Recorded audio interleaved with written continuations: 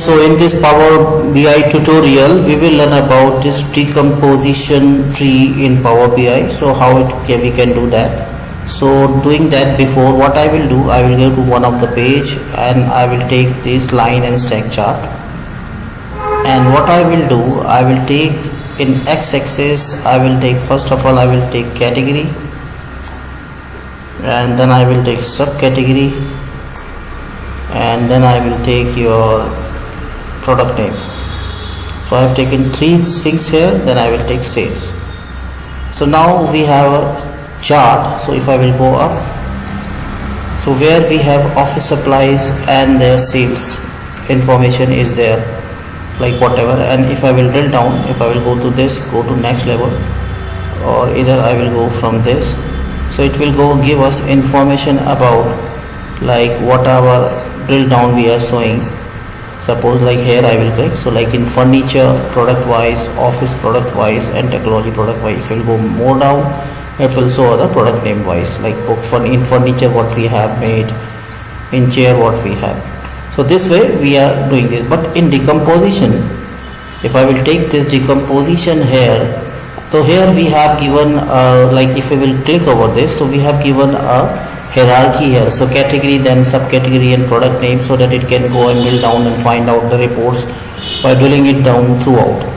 But in decompose, what we will do, like if I will open it, so here we have analyze and explain by.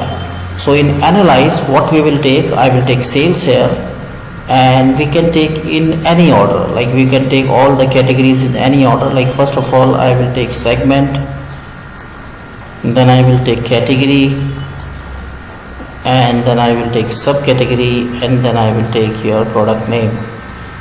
In between them I will take product name also. Product name in the beginning I will take. So this is the thing.